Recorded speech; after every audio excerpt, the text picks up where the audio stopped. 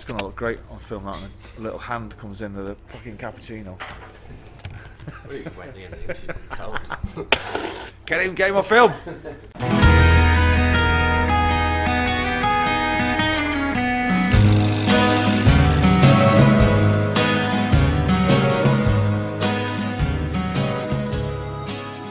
Well, if I'm asked, I will always comment. Nobody ever asks, you see. I would make a fabulous Prime Minister, that's no question of that. But there is no such thing as politics anymore, because there's just one, there's no left or right in England anymore. It's just one economic political party that's all run for big business. It doesn't really care about society. Because if politicians really cared about the society that we lived in, those fucking idiots that have been smashing up shops for the last 3 nights, they wouldn't exist. Do you know? I don't mean they'd have been killed at birth, but what I mean is they would have been better educated, and that's not offering an excuse for them why they did. And in the second instance, they will be fucking punished fairly and squarely. Do you know what I mean?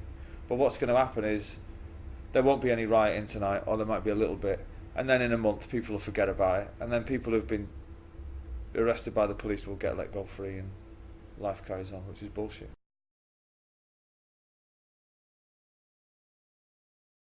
Well, I can't drive, so you still can't drive? No, I can't drive. I'm gonna have to learn soon, but so I don't think that's gonna happen. But that's quite funny. So how does it feel to be solo? Like, it really changed something in your daily feeling when you? Not. I don't feel any different. I feel like I've got a lot more work to do. Not in the case of interviews, because I used to do most of them anyway. But in the sense that, yeah, I've got a lot more work on the live thing. I'll have a lot more work to do on tour. But that's it. But I don't feel any different. I don't feel any better or any worse, or any more righteous, or any less, special, or any more special. It's just like, here we go. I've made a record. Let's go and sell it. So there's no feelings like, oh well, I should have done that earlier or something. No. I never wanted to be a solo artist. I still don't want to be a solo artist. I'm not interested in that title. Do you know what I mean? I'm only doing this because I've had 2 years off. I wouldn't know what else to do. I could. People say to me, "Oh well, you could retire," and it's like, but I get bored.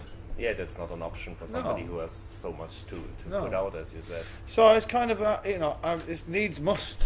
That's going to look great on film, that one. A little hand comes in with a fucking cappuccino.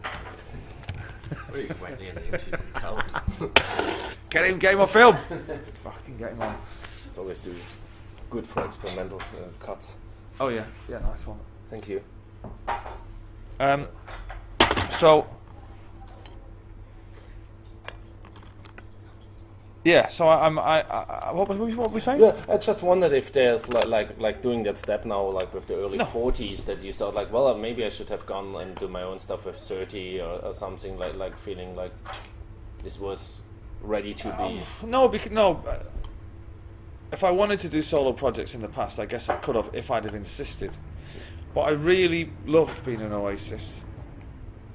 Right up until the second that I decided that I was going to leave, I loved it. I loved the sheer size of it and what it meant to people, and playing stadiums and the camaraderie of being in the band. Being a gang is obviously. Yeah, I mean, you're a gang when you're in your 20s, but I love we were all round about the same age, and all had kids, and all lived in the same circumstances almost. Do you know what I mean? So it was easy, and I loved it. But it wasn't meant to last, obviously. So now we've all got to go off and do our own things, Yeah. But I'm not kind of sitting here thinking I'm going to show the world what they've been missing. I'm not really that kind of person, do you know what I mean? I'm doing this because this, I'm doing this because I believe in the songs, and I think people should listen to them because I think they're really good. It's really that fucking simple. That's a good reason. It's not like, when people usually go solo, they're always like, oh, I'm fucking, the spotlight's now on me and I'm going to show people. I don't like that. I had every outlet I ever needed was in Oasis. But how will you do that when you play live? Because obviously you, as you said, you didn't want to go for the big spotlight always. I don't know. It's going to be quite strange for me. I've only been rehearsing as a frontman for 2 days. Okay. Yes, Monday and Tuesday this week. That's the first time I rehearsed. I didn't like it. I don't like being in the middle. I've spent 20 years being on one side of the stage, looking that way at the band and watching what's going on. Now I've got a face, and I can't see what's going on behind me. I don't like it. And you have any idea how you will solve the problem? Alcohol?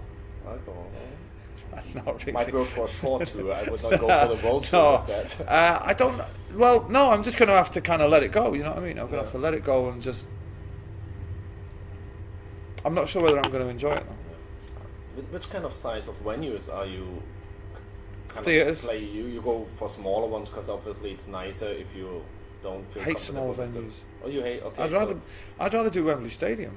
Okay. To me, the bigger the better, because when you're in a small venue, the crowd are there, and you're like, whoa. It's a bit personal. I just thought of this being in the centre, but okay. But when you're in Wembley Stadium, the crowd are all fucking over the place. It's great. But I'm doing small theatres, and I guess eventually it will progress to large theatres. And then I don't know after that. No. It's not for me to say. But because I had so many songs to choose from, those two just fitted the mood of this album. If they weren't going to be on this one, they'd be on the Amorphous one, and so. And I felt a little anxious about recording songs that are 10 years old. But in the first instance, they're really good.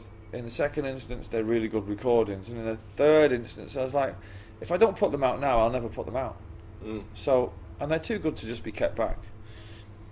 But there's a kind of a blast from the past. They're the most Oasis-esque sounding of all the songs on the album. Yeah.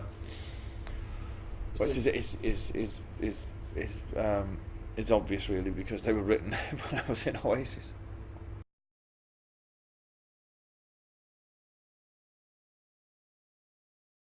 When I listened to that album, the master plan of all the B-sides, that should have been the third album. That should have been our third album.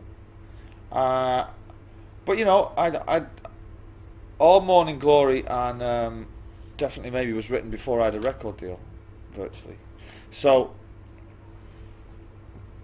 I didn't have any more songs. So when we were doing those singles, it was like, we need 2 B-sides, and I was like, wow. So I was just writing songs, I didn't realise that the level of greatness is going to drop.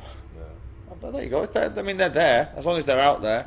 Maybe you should have opened the songwriting band perspective in that years for the B-sides. Yeah. But then again, Bonehead and Griggs and Liam and whoever else was in the band at that time were not interested, not in the slightest bit interested in writing music. If they'd have said, I've got this song, I may have listened to it.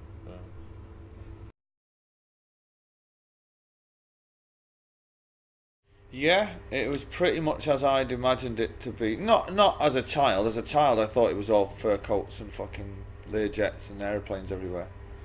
But what I'd seen kind of at first hand as a roadie, what a fairly successful band operated like. It's great. I got to say, when I joined Oasis and we went like mega big, it far exceeded my dreams.